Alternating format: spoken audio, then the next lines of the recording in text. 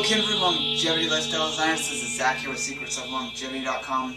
Alright, so you've asked for it. I've gotten a lot of requests for a video like this from a few different people, and also just general inquiries about what I eat on a daily basis.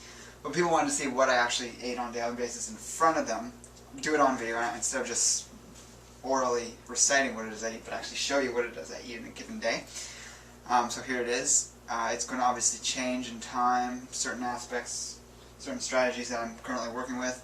But this has sort of been a foundational way I've been eating for quite a while, so the overall structure of it is going to, I'm assuming, stay the same unless I encounter something that would indicate that I should change it in some way.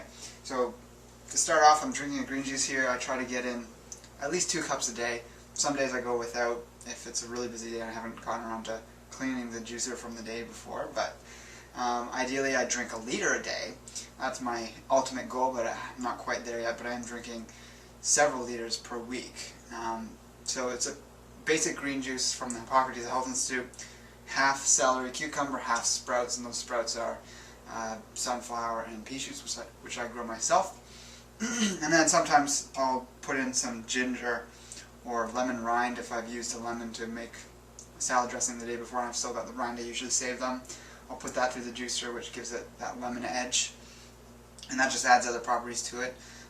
Once in a while I'll put cayenne in if I'm feeling like I need that, but usually it's just straight up plain juice.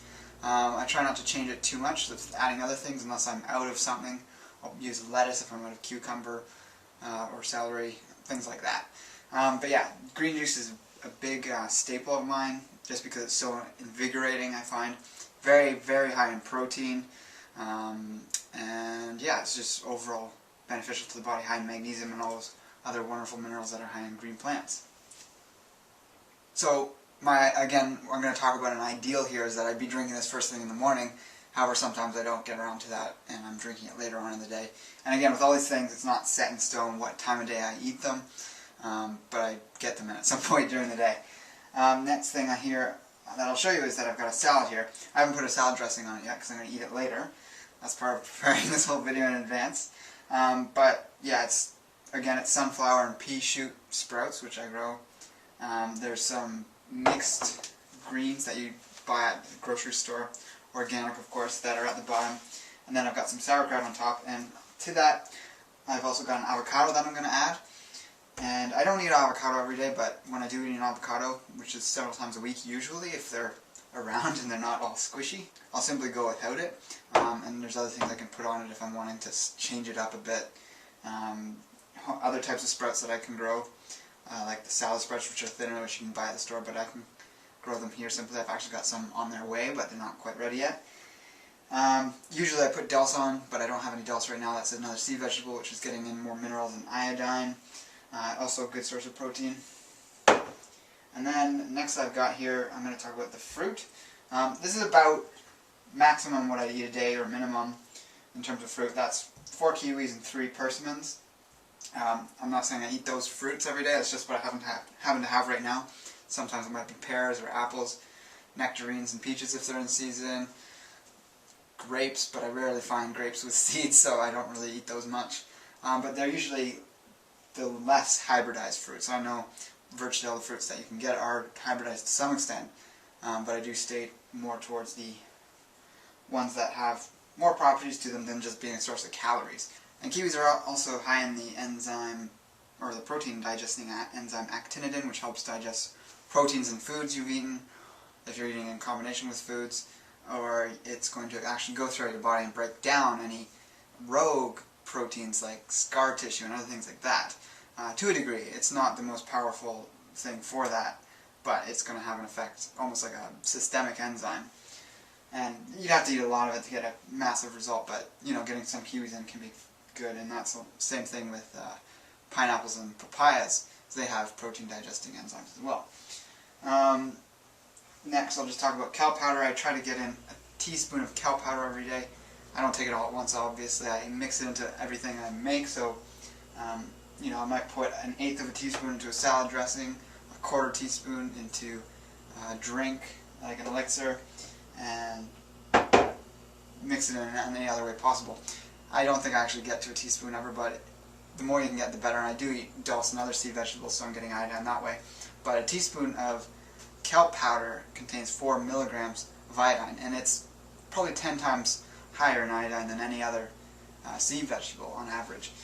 So it's the most concentrated source, so you're not going to have to eat tons and tons of sea vegetables necessarily.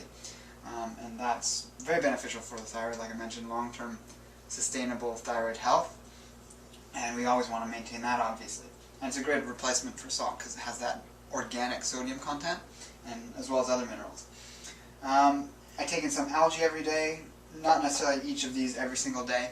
I'd like to get in the habit of that, especially with the upcoming program I'm about to start, where I'm going to be needing more calories and fuel and protein. So that's going to start on Wednesday. I'll do the first video at that time with my measurements and whatnot, but I'm embarking on sort of an indefinite bodybuilding program, but I'm going to announce what goals I have at the start of it, and also talk about that which starts December 1st, which is on Wednesday. So we've got chlorella powder, spirulina, and E3 Live, whether it's Brain On or the regular E3 Live. I try to get in some of this every day. I usually mix spirulina or chlorella powder into a salad dressing. I find I don't get around to consuming it if I try to do it any other way. You can also get them in tablet forms, which I sometimes use, and that's great for the road if you're in between meals. You need to just get some protein in to balance that blood sugar out, then that's a great way of doing it. You've seen me do the drinks I make with elixirs, so I'm not going to make it for you right here, obviously. But this is one of my major staples and caloric intake sources for the day. So on average I'm taking about 6 cups of elixir liquid a day, and it's always a different recipe. I never do the same thing twice. However, lately I've been doing half milk, half herbal tea, and so this is organic, raw Jersey cow milk that I've been consuming lately, and so I'll usually fill that 2.5 to 3 cups of that, 2.5 to 3 cups of some sort of herbal tea that I've made, and then I'll add everything in on top of that. And so what I add into there is the seeds, if I'm using them, like chia seed or hemp seed, bee pollen, honey to sweeten it, but it's a little bit of a caloric source as well. I also use stevia, so I'm not using quite so much honey. And, you know, the other herbs and superfoods you see me using in those videos generally go into that drink. And come Wednesday, I'm also going to start using Sun Warrior protein powder, just as an additional source of very digestible plant-based protein to take in. So next I'm going to talk about some of the supplements I use. Oh yeah, and before I leave the actual bulk of my food intake, sometimes I'll have a glass of milk on its own, sometimes I'll eat some cheese. I am sticking to just dairy as the animal products I'm taking. I'm not eating any eggs right now. I'm feeling really good with that. It's sort of a sattvic-based diet. So they break it down into 3 sort of groups of foods, and it's actually more states that you can be in, but these are the types of foods that influence those states, and that's tamasic, rajasic, and sattvic, or sattvic. And tamasic is foods that are very sort of what they call dulling of the mind. And these are going to include things like alcohol, meat, eggs, heavy overeating, eating foods that aren't fresh, or eating leftovers, eating when it's too late, or basically anything that's going to be compromising the body in some way. They also include things like really, really spicy foods and very extreme taste, basically. So things like vinegar also go in that category. But they include garlic as well. Even though it's such a potent herb, it does have a dulling effect on the mind, and I personally don't tolerate garlic very well, so that's fairly easy for me to do. I'm not that drawn to garlic.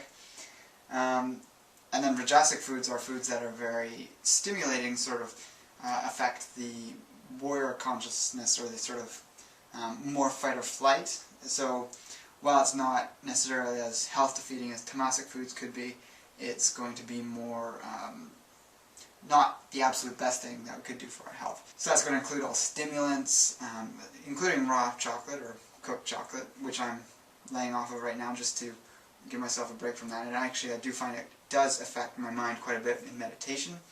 So part of doing a sattvic-based diet is that it's very calming and centering to the mind, which gives me that focus I need for my meditation practice. So yeah, avoiding stimulants. There's a whole list of foods that aren't at the forefront of my mind right now, so if you want to learn more about this, you can search Sattvic diet, which is SATTVIC. And so Sattvic foods are primarily vegetarian, but includes dairy products, which is why I'm consuming those. Just also, I enjoy dairy products and they feel great for my personal constitution and my own health. So Sattvic foods are foods that have plenty of minerals in them, grown well. They include things like dairy, fruits, vegetables, nuts and seeds. It's sort of like their typical diet that you hear people saying is health promoting. I'm not going to make any blanket statements about any of the foods I've just talked about. Some other people find they need certain foods from the other categories, and that's best for the health, and so be it. I'm just explaining what it is I'm following and why. It is an old philosophy of diet. I'm not saying it's the absolute pinnacle of what's right, but yeah, I just wanted to share that. So all the foods I'm also consuming are raw at this point in time. I don't see that changing anytime in the near future, and it's certainly going to be one of the main aspects to my bodybuilding program that will be starting Wednesday. So some of the, I guess you could say, supplements or additional things I'm taking in. Number one, I'll talk about Colostrum. Very great food. It's from dairy cows, so it's a dairy product. And it would fit in with the Sattvic idea. Very high in growth factors and immune boosting factors. Complete protein. Contains natural occurring IGF-1 and other, like I said, growth factors that are very promoting to regeneration in the body and building of muscle tissue, which is going to be fantastic for the program I'm going on. Also taking a vitamin D3, and it's coming up on the winter. We just had our first snowfall today, or at least the first major one where there was actually snow that stayed. So I'm taking about 2,000 international units a day. There is actually vitamin D in sprouts, specifically sunflower sprouts are quite high in D2, which, although there's a lot of flack given to vitamin D2, if you're taking lots of it in, it is converting to D3 to some extent. And yeah, so I'm getting plenty of vitamin D that way. B12, Life Give, soil-based B12 supplement I'm taking. That's the only B12 I'm aware of. I know there are a few other companies that do it, but that's the only one I'm aware of that actually does it. And it's soil-based, and it's actually the product of the living organism, as opposed to sort of like a coal tar residue extract that most B12 is.